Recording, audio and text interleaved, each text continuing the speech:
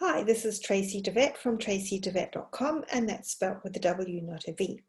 In this short video, I'm going to explain the difference between panic attacks and anxiety attacks.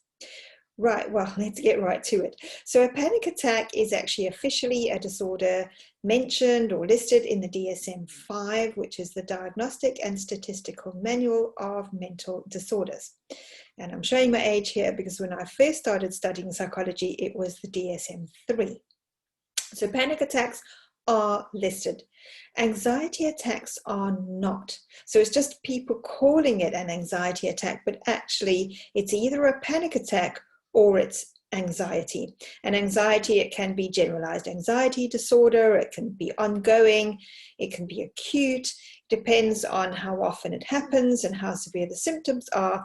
But a panic attack is normally, comes on very suddenly, it's very acute, it's very stressful, or it's quite distressing. Your heart starts racing, your breathing is affected, you have a lot of adrenaline dumped into your system very quickly to get you in your fight or flight mode. And it can happen in response to real fears. It can be response to phobias, so something that you've come across, perhaps if you're scared of mice or spiders or snakes or something, if you actually see one, the panic attack can be full-blown. And it can also happen just from your brain connecting to memories or to ideas and just making you feel very scared at the time. People with panic attacks feel they might lose control, or they feel that they might even die. It feels that serious and it feels that distressing. The good thing is panic attacks normally peak within about 10 minutes and then disappear in another 10 minutes. If they go on for longer than that, that's pretty rare.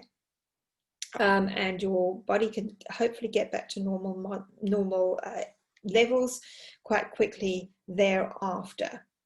It is worth knowing that when you have a panic attack, you might be so terrified of having another one that it actually causes another panic attack. So you can have being terrified and fearful about being terrified and fearful. And that's when you can have a panic disorder set in, where it just becomes a vicious cycle of one feeding off the other.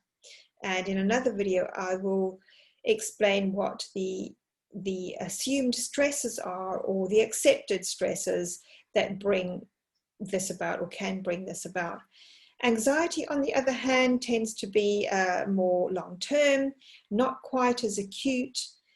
You don't have the disordered thinking with anxiety. It can be in the background almost continuously. It can rise and fall, but it's normally not as severe or as acute as a full-blown panic attack.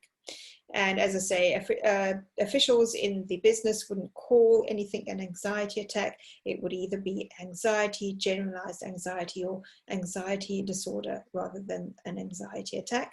But panic attack is a registered issue. So I hope that's cleared that up for you today. Please watch my other videos where I explain more about my favorite topic of anxiety, panic, distress, that kind of thing. It's been Tracy DeVette from tracydevette.com, and thanks for watching. Please check out my other videos.